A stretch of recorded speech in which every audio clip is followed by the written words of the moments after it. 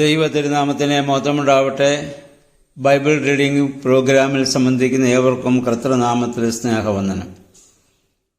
ഉൽപ്പത്തി പുസ്തകം 16-ാം അധ്യായമാണ് നമ്മളിന്ന് വായിക്കുന്നത്. 15-ാം അധ്യായത്തിൽ യഹോവയായ ദൈവം അബ്രാഹവുമായുള്ള ഒരു ഉടമ്പടി, മൃഗങ്ങളെ പുലർന്നു വെച്ച് അതിൻ്റെ നടുവിലൂടെ പോകുമ്പോൾ പരസ്പരം ഒപ്പുവെച്ച് ഒരു ധാരണയിലെത്തുന്നത് പോലെ, ഒരു ഉടമ്പടിയിലെത്തുന്നത് പോലെ അക്കാലത്തെ സാധാരണമായി നടന്ന ഒരു സംഭവത്തിലൂടെ ദൈവം അബ്രാമുമായി ഒരു ഉടമ്പടി ചെയ്യുന്നു. 400 വർഷം നിന്റെ സന്തതി ഇനിയും ഈജിപ്തിൽ, മിസ്രയീമിൽ അടിമത്തത്തിലായിരിക്കും എന്നുള്ളതായ ഒരു അറിയിപ്പ് അബ്രാമിന് ലഭിക്കുന്നതായി നമ്മൾ കണ്ടു. അതോടൊപ്പം അബ്രാമിനോട് പറഞ്ഞു അവൻ്റെ ജീവിത അന്ത്യത്തെക്കുറിച്ച്. വാർദ്ധക്യത്തിൻ്റെ പൂർണ്ണതയിൽ നീ നിന്റെ പിതാക്കന്മാരോട് ചേരും. പിതാക്കന്മാരോട് ചേരണമെങ്കിൽ പിതാക്കന്മാർ ഉണ്ടായിരിക്കണം. അപ്പോൾ വാങ്ങിപ്പോകുന്ന പിതാക്കന്മാരും ജീവിക്കുന്നു എങ്കിൽ മാത്രമല്ലേ അവരോട് ചേരുവാൻ സാധിക്കുകയുള്ളൂ. അവരും ജീവിക്കുന്നു എന്നുള്ള ഒരു സൂചന യഹോവയായ ദൈവം തന്നെ അബ്രാമിന് ഇത് നൽകുകയാണ്. പക്ഷെ അന്ന് അവരുടെ അവസ്ഥയെക്കുറിച്ച് ലോകത്തിന് കാര്യമായ വ്യക്തതകളൊന്നും ലഭിച്ചിരുന്നില്ല. നമ്മുടെ കർത്താവിൻ്റെ പുനരുദ്ധാന ശേഷമാണല്ലോ ആ വ്യക്തത ലോകത്തിന് ലഭിക്കാൻ കാരണമായി തീർന്നത്. അപ്പം അങ്ങനെ വാഗ്ദത്തങ്ങളെ യഹോവയായ ദൈവം അബ്രാഹാമിന് നൽകി. നിന്റെ സന്തതി ആകാശത്തിലെ നക്ഷത്രം പോലെയെന്നും ഇതിനു മുൻപ് കടൽത്തീരത്തെ മണൽ പോലെയും ഭൂമിയിലെ പൂഴി പോലെയും എണ്ണുവാൻ സാധിക്കാത്തതുപോലെ വർദ്ധിക്കുക. അവ രണ്ടും എണ്ണിത്തിട്ടപ്പെടുത്തുക സാധ്യമല്ലല്ലോ. അപ്രകാരം വർദ്ധിക്കുമെന്ന് വാഗ്ദത്തമൊക്കെ കൊടുത്തു. ആ വാഗ്ദത്തമൊക്കെ ലഭിച്ച് വർഷങ്ങൾ മുന്നോട്ട് പോവുകയാണ്. 75-ാം വയസ്സിലാണ് യഹോവയായ ദൈവം അബ്രാമിനെ വിളിക്കുന്നത്. അവിടുന്ന് വിളിച്ച ഇപ്പോൾ ഏകദേശം 85 വർഷം, ഒരു 85 വയസ്സോളം അബ്രാമിനായി ദൈവത്തിൻ്റെ വിളി കേട്ട് ഇറങ്ങി വന്നിട്ട് ഏകദേശം 10 വർഷം അദ്ദേഹം ആകുകയാണ്. അപ്പോഴാണ് അദ്ദേഹത്തിൻ്റെ സന്തതികൾക്ക് ദേശം കൈവശമാക്കുമെന്ന് വാഗ്ദത്തം നൽകിയെങ്കിലും അത് നിറവേറ്റാനായി ഒരു പുത്രൻ പോലും അവർക്ക് ജനിച്ചില്ല. തന്നെയല്ല, സാറ വന്ധ്യയാണെന്ന് തീർച്ചയാക്കപ്പെടുകയും ചെയ്തു. ഈ സാഹചര്യത്തിൽ അബ്രാമും സാറയും ചേർന്ന് ഒരു തീരുമാനമെടുക്കുകയാണ്. ദൈവം നമുക്ക് നൽകിയതായ വാഗ്ദാനം സ്വീകരിക്കുവാൻ ഒരു മകൻ നമുക്കുണ്ടായിരിക്കേണ്ടത് ആവശ്യമാണല്ലോ. ഇതിനു മുൻപ് യഹോവയായ ദൈവം പറഞ്ഞു, നിന്റെ ദാസനായിരിക്കുകയില്ല, നിന്റെ മകൻ തന്നെ അതിന് അവകാശിയാകുമെന്ന് ദൈവം വാഗ്ദത്തം ചെയ്തിട്ടുണ്ട്. അത് പ്രാപിക്കണമെങ്കിൽ ഇനി നമ്മൾ താമസിച്ചുകൂടാ. മാത്രമല്ല, പഴയ നിയമകാലങ്ങളിൽ മക്കളില്ലാതെ ഒരാൾ മരിക്കുക എന്നുള്ളത് ശാപമായി അവർ കണ്ടിരുന്നു. അപ്പോൾ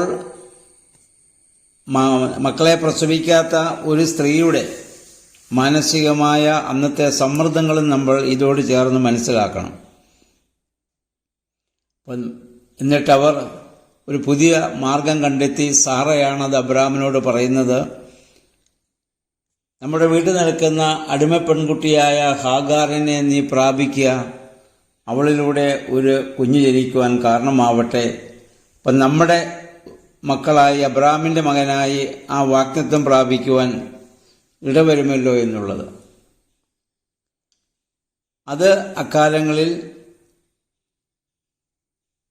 അന്നത്തെ കാലത്ത് അത് നിലവിലിരുന്ന ഒരു സാഹചര്യം കൂടിയാണ്. കാരണം ഉൽപ്പത്തി പുസ്തകം 30-ാം അധ്യായത്തിൻ്റെ 3-ാം വാക്യം നമ്മൾ വായിക്കുമ്പോൾ, പിന്നീട് അബ്രാമിൻ്റെ കൊച്ചുമകൻ യാക്കോബ് ഭാര്യ റാഹേൽ തനിക്ക് മക്കളുണ്ടാകുവാൻ താമസിച്ചപ്പോൾ തൻ്റെ പരിചാരികയായിരുന്ന ബിൽഹായെ പ്രാപിക്കുവാൻ യാക്കോബിനെ അവിടെ നിർബന്ധിക്കുന്നുണ്ട്. അദ്ദേഹത്തിൻ്റെ ആദ്യ ഭാര്യയായിരുന്ന ലേയായും മക്കളെ പ്രസവിക്കുവാൻ താമസിച്ചപ്പോൾ തൻ്റെ ദാസിയായിരുന്ന സിൽഫായുമായി യാക്കോബ് ബന്ധപ്പെടുവാൻ അദ്ദേഹത്തെ പ്രേരിപ്പിക്കുന്നതായി നമ്മൾ കാണുന്നുണ്ട്. ഇന്നത്തെ പോലെ ദൈവികമായ വെളിപ്പെടുത്തലുകളെ പൂർണ്ണമായി ആ കാലങ്ങളിൽ മനുഷ്യന് ലഭ്യമായിരുന്നില്ലല്ലോ. എന്നാൽ പുതിയ നിയമത്തിലേക്ക് നമ്മൾ വരുമ്പോൾ നമ്മുടെ കർത്താവിൻ്റെ പഠിപ്പിക്കൽ സ്വഭാര്യയെ ഉപേക്ഷിച്ച് മറ്റൊരു സ്ത്രീയെ പരിഗ്രഹിക്കുന്നവനെല്ലാം വ്യഭിചാരമാണ് ചെയ്യുന്നതെന്നുള്ള ഒരു വലിയ പഠിപ്പിക്കൽ നമ്മുടെ കർത്താവാണ് ലോകത്തിന് നൽകിയത്. അതുകൊണ്ട് മനസ്സുകൊണ്ട് പോലും സ്ത്രീയെ മോഹിക്കുന്നവൻ വ്യഭിചാരം ചെയ്യുന്നെന്നും കോപിക്കുന്നവൻ കൊലപാതകം ചെയ്യുന്നുവെന്നും പ്രവൃത്തിപരമായി ചെയ്യാതെ മനസ്സിൽ അങ്ങനെ ഒരു ആഗ്രഹം വന്നാൽ പോലും അത് ആ പ്രവൃത്തി ചെയ്യുന്നതിന് തുല്യമാണെന്ന് കർത്താവിൻ്റെ മഹത്തായ ഗിരിപ്രഭാഷണത്തിൽ നമ്മൾ കേട്ടു. മത്തായിയുടെ സുവിശേഷം 5-ാം അധ്യായത്തിൻ്റെ 21 മുതൽ പുതിയ നിയമം നമ്മൾ പഠിച്ചപ്പോൾ നമ്മളത് ചിന്തിച്ചതാണ്. എന്നാൽ ഈ കാലഘട്ടങ്ങളിൽ അബ്രഹാം ജീവിച്ചിരുന്ന കാലഘട്ടത്തിൽ ദൈവികമായ വെളിപ്പെടുത്തലുകൾ പൂർണ്ണമായും മനുഷ്യനൊരിക്കലും ലഭിച്ചിട്ടില്ല. നമ്മുടെ കർത്താവ് വന്നതോടുകൂടിയാണല്ലോ ആ പണ്ട് ഭാഗമായും വിവിധമായി ലഭിച്ചിരുന്ന വെളിപ്പാടുകളെ പൂർണ്ണമായി നമ്മുടെ കർത്താവിലൂടെയാണ് ലോകത്തിന് ലഭിക്കാൻ കാരണമായി തീർന്നത്. അപ്പോൾ അന്നത്തെ പശ്ചാത്തലത്തിൽ സാറയാണ് അബ്രഹാമിനെ ഇവിടെ നിർബന്ധിക്കുന്നത്. ദൈവം വാഗ്ദത്തം നൽകിയെങ്കിലും ആ വാഗ്ദത്തം ലഭിക്കുവാൻ താമസിച്ചപ്പോൾ സ്വാഭാവികമായി മനുഷ്യനുണ്ടാകുന്ന ഒരു ചിന്ത അതെപ്പോഴാണ് നടക്കുക? ദൈവത്തിൻ്റെ സമയത്തിനു വേണ്ടി കാത്തിരിക്കുവാൻ അവർ തയ്യാറല്ല. നമ്മളൊക്കെ അങ്ങനെയാണ്. നമ്മൾ ഏതെങ്കിലും കാര്യത്തിനു വേണ്ടി പ്രാർത്ഥിച്ചാൽ, ആഗ്രഹിച്ചാൽ ഉടനെ തന്നെ ദൈവം അത് ചെയ്തു തരണമെന്ന് നമ്മൾ ആഗ്രഹിക്കുന്നവരാണ്. അത് നമ്മുടെ വിശ്വാസത്തിൻ്റെ ഒരു ബലഹീനത കൂടിയാണ്, വിശ്വാസത്തിൻ്റെ അഭാവമാണത്. അതുകൊണ്ടാണ് സാഹചര്യ സമ്മർദ്ദങ്ങളാലും മാനുഷിക ബലഹീനതയാലും ഒക്കെ നമ്മൾ ആ തെറ്റിലേക്ക് പോകാനൊരു കാരണം അതാണ് ഇപ്പോൾ അബ്രാമിനും ഇവിടെ സംഭവിക്കുന്നത്. സാഹചര്യങ്ങളുടെ സമ്മർദ്ദം, മാനുഷികമായ ആ ബലഹീനത ആ സാറയിൽ നിന്ന് വരുന്നു. അപ്പം അതുകൊണ്ടാണ് അബ്രാം അങ്ങനെയൊരു പ്രവൃത്തിയിലേക്ക് പോകാൻ കാരണമായിട്ട് തീരുന്നത്. എന്നാൽ ദൈവത്തിൻ്റെ സമയത്തിനു വേണ്ടി നമ്മൾ കാത്തിരിക്കുക എന്നുള്ളതാണ് വിശ്വാസത്തിൻ്റെ പൂർണ്ണത എന്ന് നമ്മൾ മനസ്സിലാക്കണം. പരിശുദ്ധ അമ്മയും നമ്മുടെ കർത്താവ് ഇതിനു മുമ്പ് പറഞ്ഞതുപോലെ, ഇതാ ഞാൻ കർത്താവിൻ്റെ ദാസി, അവിടുത്തെ ഹിതം പോലെ എനിക്ക് ഭവിക്കട്ടെന്നും, പിതാവേ എൻ്റെ ഇഷ്ടമല്ല അവിടുത്തെ ഇഷ്ടം പൂർണ്ണമാകണമെന്ന് പ്രാർത്ഥിക്കാനും നമുക്ക് സാധിക്കുമ്പോഴാണ് നമ്മൾ വിശ്വാസത്തിൻ്റെ പൂർണ്ണതയിൽ എത്തിയെന്ന് പറയാൻ സാധിക്കുന്നത്. അങ്ങനെ അബ്രാം നമുക്കറിയാം ഈ ഹാഗാറിനെ പ്രാപിക്കുകയും അവളിലൂടെ ഒരു കുഞ്ഞ് ജനിക്കാൻ കാരണമായിട്ട് തീരുകയും ചെയ്തു.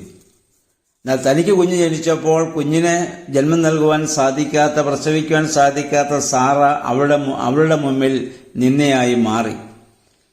അത് മനുഷ്യരിടയിൽ സ്വാഭാവികമായി ഉണ്ടാകുന്ന ഒരു പാപകരമായ ഒരു പ്രവണതയാണല്ലോ അത്. അപ്പം അങ്ങനെ വന്നപ്പോൾ അവൾ സാറയെ നിന്ദിച്ചപ്പോൾ സാറയ്ക്കതേറെ ദുഃഖമുണ്ടാക്കുന്ന ഒരു കാര്യമായി അവിടെ മാറ്റപ്പെടുകയാണ്. അപ്പോൾ സാറ അബ്രാമിനെയാണ് കുറ്റപ്പെടുത്തുന്നത്, നീ മുഖാന്തരമാണ് എനിക്കിങ്ങനെ സംഭവിച്ചെന്നൊക്കെ പറഞ്ഞു. അത് സ്ത്രീ സഹജമായൊരു ബലഹീനതയാണ്. സാറയാണ് അബ്രാമിനെ പ്രേരിപ്പിച്ചതെന്ന് നമുക്കറിയാം. എന്നാൽ ഇപ്പോൾ കുറ്റം അബ്രാമിനെ കുറ്റപ്പെടുത്തുന്ന ഒരു അവസ്ഥയിലേക്ക് വരുന്നുണ്ട്. അപ്പം അബ്രാം പറയുന്നുണ്ട്, നീയാണ് ഈ കുടുംബത്തിൻ്റെ അവകാശി, അവൾ നിന്റെ കയ്യിലിരിക്കുന്നു, നിന്റെ ഇഷ്ടം പോലെ നീ അവളോട് ചെയ്തുകൊള്ളുക. അപ്പോൾ സാറ ഹാഗാറിനെ അല്ലെങ്കിൽ വേദനിപ്പിക്കുന്ന രീതിയിൽ അവളെ പ്രവർത്തിക്കാൻ തുടങ്ങുകയും നിർവാഹമില്ലാതെ ഹാഗാർ അവിടെ നിന്ന് ഇറങ്ങിപ്പോവുകയും ചെയ്യുന്നത് നമ്മൾ കാണുന്നുണ്ട്. ആ സമയത്ത് ദൈവത്തിൻ്റെ ദൂതൻ അവിടെ ഇടപെട്ട് ഹാഗാറിനെ പിന്നെ തിരികെ കൊണ്ടുവന്ന് അബ്രാമിൻ്റെ വീട്ടിലേക്ക് വരുവാൻ തക്കവണ്ണം അവളെ തിരിച്ചയക്കുന്നതായ സംഭവവും നമ്മളിവിടെ വായിക്കുന്നുണ്ട്. അപ്പം ഇവിടെ നമ്മൾ മനസ്സിലാക്കുന്നത് ഇസ്മായേൽ എന്ന ഒരു മകൻ അതിനുശേഷം ഇവിടെ ഹാഗാറിലൂടെ അബ്രാമിന് ഇവിടെ ജനിക്കുകയാണ്. അത് വാഗ്ദത്ത സന്തതിയല്ല, ജഡപ്രകാരം ജനിച്ച ഒരു മകനാണ്. ഇസ്മായേൽ അബ്രാമിന്റെ പുത്രനാണെങ്കിലും അവൻ ഒരിക്കലും അവകാശിയാവുകയില്ല. ആ സന്തതിയാണ് പിന്നീട് നമുക്ക് ഇതിൻ്റെ ഒരു 21-ാം അധ്യായത്തിലേക്ക് വരുമ്പോൾ ഹാഗാർ പിന്നീട് അബ്രാമിന്റെ ഭവനത്തിൽ നിന്ന് ഇസ്മായിലുമായി പുറത്തു പോകേണ്ട സാഹചര്യം വരികയും അവിടെ വെച്ച് ദൈവം ഹാഗാറിന്റെ നിലവിളി കേട്ട് ദൈവത്തിന്റെ മാലാഖ ഹാഗാറിനോട് പറയുന്നുണ്ട്, ബാലനെ നീ താങ്ങി എഴുന്നേൽപ്പിക്കുക, അവനൊരു വലിയ ജാതിയാകും. അപ്രകാരം ഒരു വലിയ ജാതിയായി തീരുവാൻ തക്കവണ്ണം ഇസ്മായിലിന്റെ മക്കൾക്കും കാരണമായിട്ട് തീർന്നിട്ടുണ്ടല്ലോ. ഒരു കാലത്ത് ഇസ്രായേൽ മൂത്ത സഹോദരന്മാർ എന്ന രീതിയിൽ അവരെ കരുതിയിരുന്നു. എന്നാൽ ഇന്ന് അവർ തമ്മിലാണ് ഇന്ന് ഭൂമിയിൽ ഏറ്റവും വലിയ ശത്രുതയുള്ളത് എന്ന് നമുക്കറിയാം. കാരണം ജഡത്തിന്റെ ഇച്ഛപ്രകാരം മനുഷ്യൻ നടക്കുന്നതായ ഓരോ പ്രവൃത്തികളും ഇന്നല്ലെങ്കിൽ നാളെ നമുക്ക് അതൊരു പ്രതികൂലമായി വരാൻ സാധ്യതയുണ്ട്. അതുകൊണ്ട് ഈ വേദഭാഗം നമ്മെ ഓർമ്മപ്പെടുത്തുന്നത് ദൈവത്തിന്റെ സമയത്തിനു വേണ്ടി, ദൈവം നൽകിയ വാഗ്ദത്തത്തിനു വേണ്ടി ക്ഷമയോടെ കാത്തിരിക്കുക എന്നുള്ളതാണ്. ആ സഹിക്കാനും ക്ഷമിക്കാനുമുള്ള നമ്മുടെ ആ മനോഭാവമാണ് വിശ്വാസത്തിന്റെ സ്ഥിരതയും വിശ്വാസത്തിന്റെ പൂർണ്ണതയും എന്ന് പറയുന്നത്. അതുകൊണ്ട് നമുക്കും പല ആവശ്യങ്ങളും പ്രശ്നങ്ങളും പ്രതിസന്ധികളൊക്കെ ജീവിതത്തിലുണ്ടാകുമ്പോൾ ദൈവസന്നിധിയിൽ നമ്മൾ പ്രാർത്ഥിക്കുമ്പോൾ അത് താമസിച്ചാൽ ദൈവം അപേക്ഷ കേട്ടില്ല എന്നല്ല അർത്ഥം.